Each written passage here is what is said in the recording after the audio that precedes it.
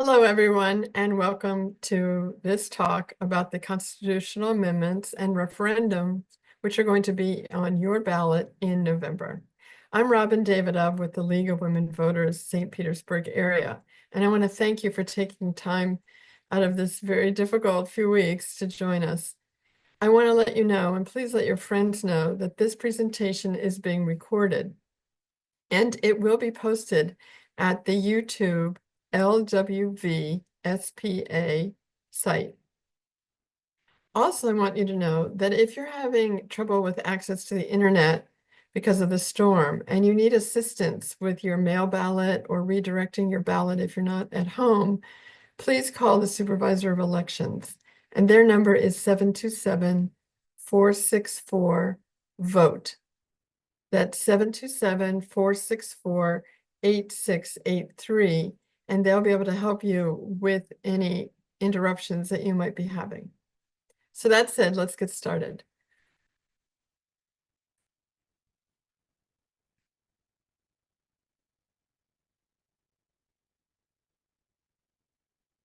If you have any questions about voting, please feel free to contact us at office@lwvspa.org.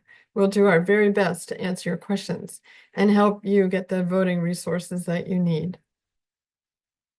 The League of Women Voters is a nonpartisan but a political organization. We're a nonprofit. We were established in 1920, and men were welcomed in 1972. Every 2 years, we have elections because there are term limits for the governor, the cabinet, and the state legislators. Our legislature meets for 60 days every year. This year, we'll be voting for president, one U.S. Senate seat, and all U.S. House of Representatives seats at the national level. We'll be also voting on state senators and state representatives, 2 Supreme Court justice merit retentions, District Court of Appeals judges merit retentions, as well as local, county, and municipal positions, 6 constitutional amendments, and numerous county and local government measures. Florida's Constitution establishes the rules and basic rights. One of those rights is the ability to amend our Constitution, but these amendments placed on the ballot must pass by 60% of the voters. How do amendments get onto the ballot? Well, there's several ways that happens. One is our legislature can put constitutional amendments on the ballot. The second way is that citizens can put a constitutional amendment on the ballot. There's also a Constitution Revision Commission every 10 years, but that is not happening this year. Let's talk about the constitutional amendments. Amendment number 1 is sponsored by the Florida legislature. It is to change school board elections from nonpartisan to partisan. So what that means is that school board members would begin running as a party affiliated candidate, whereas now they run as non-party affiliated. This would take effect in 2026. It changes school board elections from nonpartisan to partisan, and it would begin in November 2026. A vote yes for this amendment would require partisan school board elections, and it would require candidates to run as partisans, and they would have to list their party affiliation. A no vote would maintain the status quo and allow everyone to vote. Because Florida is a closed primary state, and many of these school board elections are held during the primary, which means that many people who are not affiliated with a party would not be able to vote for a school board member. Now, in each of these slides, I'm going to show you some of the supporting organizations and opposing organizations. There may be more of these, but at the time that this was put together, this is the information we had. The Florida legislature is a supporter since they initiated the amendment. And opposing are the Florida League of Women Voters and Common Cause. Amendment 2, it was also sponsored by the Florida legislature, and it changes the right to fish and hunt. Now, currently under Florida law, there is also a system for obtaining licenses to fish and hunt, and that would not change. What this amendment does is it says that the fishing and hunting would be the preferred method for wildlife management. It would provide constitutional rights to fish and hunt using traditional methods. It would declare hunting and fishing to manage fish and wildlife as the preferred way to do that. But it does not limit Fish and Wildlife Conservation Commission's powers. That would not change. A vote yes creates a constitutional right to fish and hunt, which we, for all intents and purposes, already have through the permit system. A vote no would maintain the status quo regarding fishing and hunting. Some of the organizations supporting this amendment are the American Sport Fishing Association, National Deer Association, and International Order of T. Roosevelt.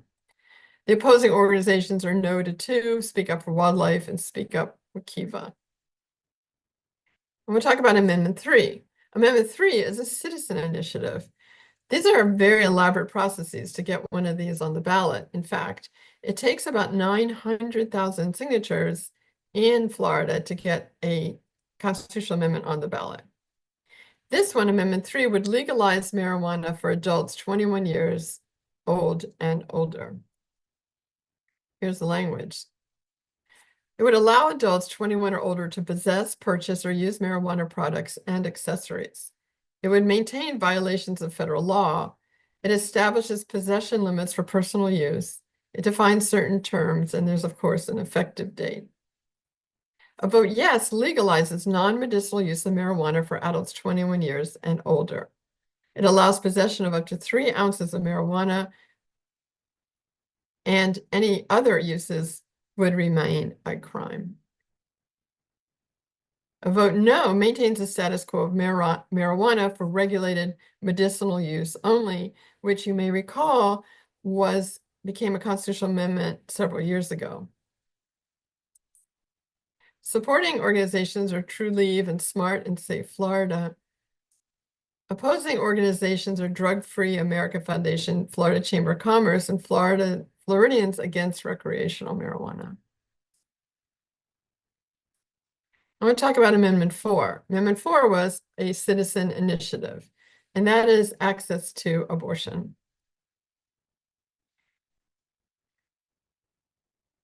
This law would guarantee abortion access until fetal viability.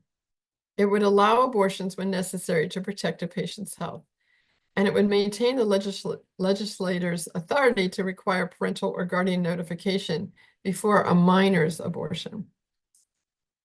A vote yes establishes a constitutional right to abortion before fetal viability. A vote no maintains the status quo of banning abortions after 6 weeks. This is the current Florida law. Amendment 4, supporting organizations, you can see here, Floridians Protecting Freedom, ACLU of Florida, Florida Rising, Florida League of Women Voters, Men for Choice, Planned Parenthood, and Catholics for Choice. And opposing organizations, Florida Voters Against Extremism, National Center for Life and Liberty, Susan B. Anthony, Pro-Life America, and the Florida Conference of Catholic Bishops. Amendment 5 is sponsored by the Florida legislature, and this is an annual homestead inflation adjustment. Here's the language. It would take effect on January 1st, 2025. What this does is provide an annual inflation adjustment for the value of homestead property tax exemption that applies to non-school taxes.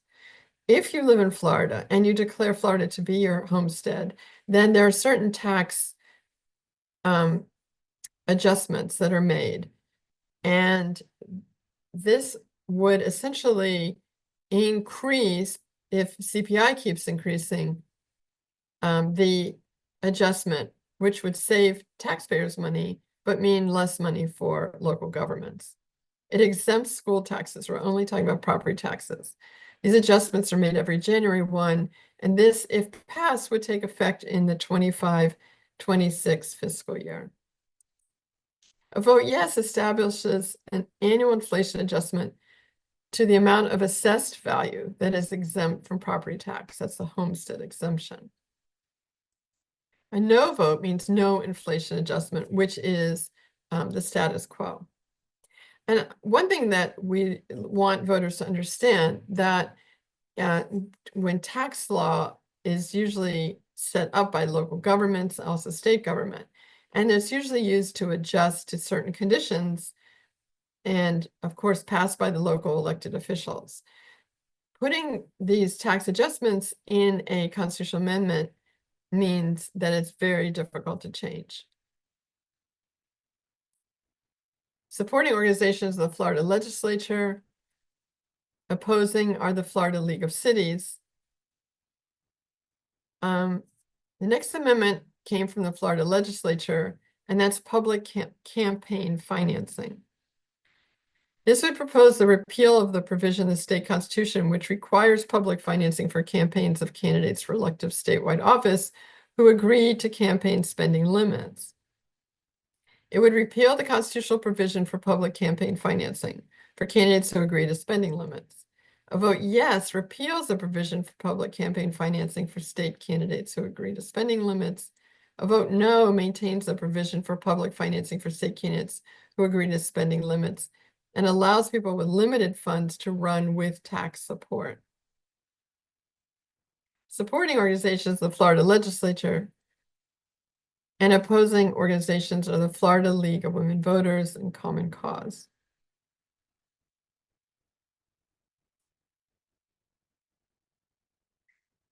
Now, that is the conclusion of the constitutional amendments that will be on your ballot. But there are also local government referendum and issues that will be on your ballot. And I want to talk about those briefly. These are so important to understand, and we want to take some time to go through those. The first one pertains to every single person that lives in Pinellas County. It doesn't matter which city you live in, it's everyone in Pinellas County because it has to do with Pinellas County schools, of which all of us are part of if you live in Pinellas County. This change is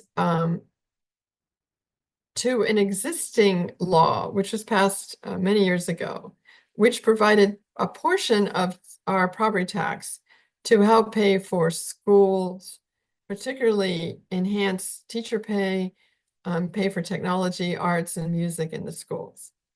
This has to be voted on every 4 years. It's currently a $500,000 is the amount. And this referendum is proposing to increase that from $500,000 to $1 million. Under the proposed amendment, there would continue to be an independent committee which has oversight of the referendum money to ensure that funds are spent as voters intended. It would change the millage rate to $1 million, which is consistent with surrounding counties. It would recruit and retain quality teachers and support staff, preserve music, art, and reading classes, and provide current technology. It would continue and potentially increase the teacher's salary supplement. And it would apply not only to teachers, but also to other people that work in the school system, say in the cafeteria or custodial, but not to the administrators. If the referendum does not pass, and this referendum must pass by 50%, not the 60% that state constitutional amendments have to pass by, this the supplement to the school would not go back to the current $500,000 that it is now, it would go to zero. So that's important to understand. If the referendum does not pass, the money is the primary funding source for supplemental teacher pay and a major source of funding for art, music, reading, and technology. The current $500,000 property tax will expire on June 30th, 2025, and all referendums funds will cease if this does not pass. So the referendum must pass by 50%. The supporting organizations are the League of Women Voters. And we are not aware of opposing organizations. Now, there's several amendments to the Pinellas County Charter, and we mentioned that the state constitution is reviewed every 10 years by a group, and this year the county charter was reviewed, and certain recommendations were made to amend the county charter. So we'll go through those. Amendment 2 revises the process for putting a citizen initiative on the ballot. It lowers the number of signed petitions necessary to propose an amendment to the Pinellas County Charter from 8% of registered voters to 5%.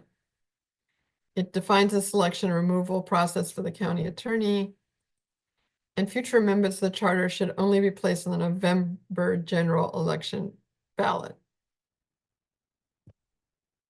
It makes, and then these are the different amendments. Another Amendment 6 makes the requirements for advertising proposed amendments consistent with the requirements for public notices in state law.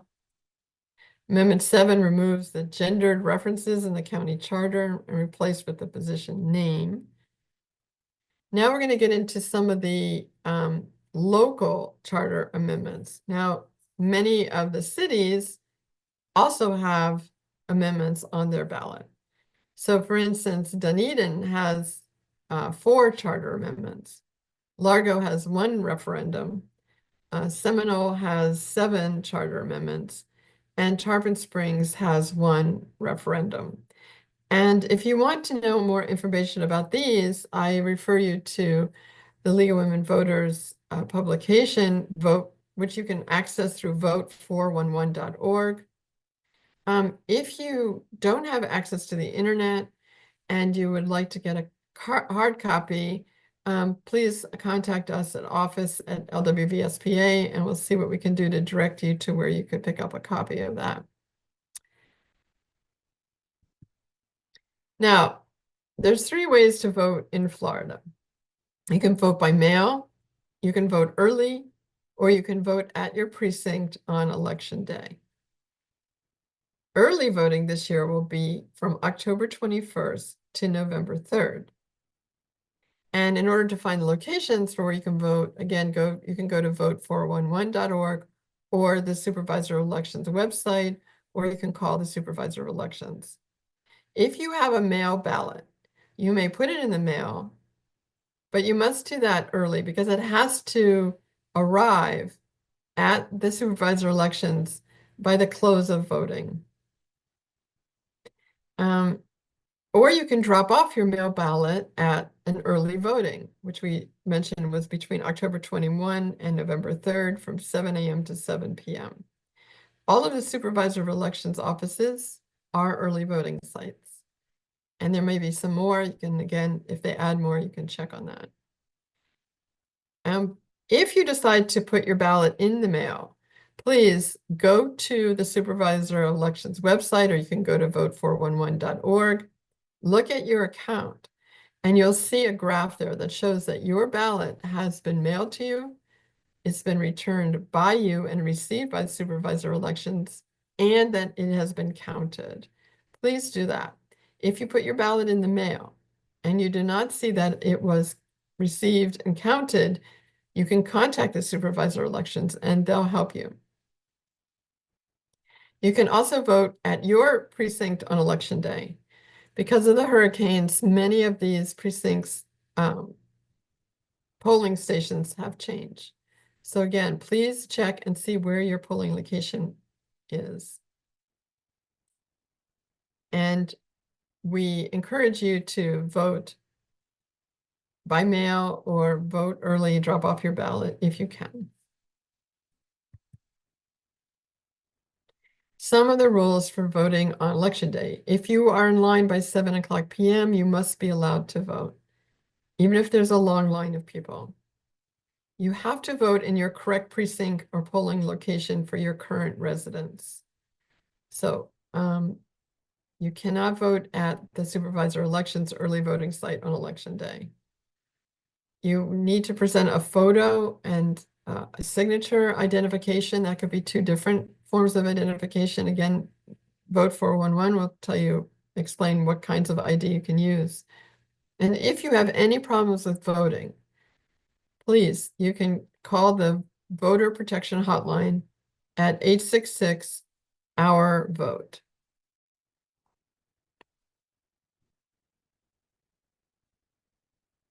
Again, you can check and see where the early voting locations will be. They're not the same for every election. And you can request a vote by mail form by calling the supervisor elections. If you're voting by mail, be sure to sign the back of the envelope. Use the same signature that you use to register to vote. If you register to vote online, then your Florida driver's license signature is the signature that they're going to use. The mail ballot has an option of including your email and phone number.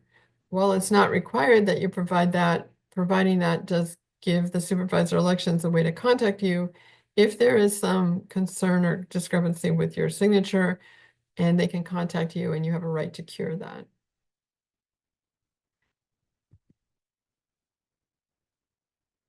There's also a concierge program to give you one-on-one personal assistance to vote if you need it.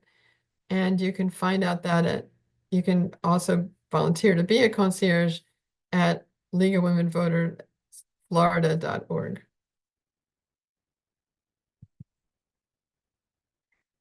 We urge you to get your personalized voter guide before you vote with the information about the candidates and issues on your ballot.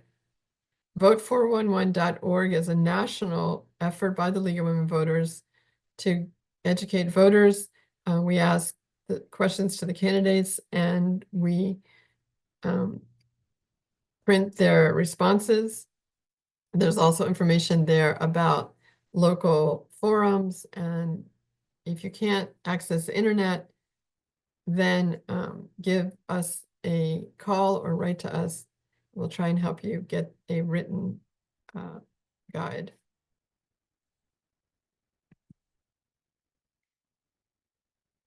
So I really appreciate your joining us tonight. I apologize that we couldn't do this in person. We really wanted to, of course, but our venue did not have power yet. So please tell your friends about this presentation. Urge them to have a plan to vote and help them navigate this voting system. Don't forget the League of Women Voters St. Petersburg area is here to help you in any way that we can. Anyway, have a pleasant evening and thank you for joining us.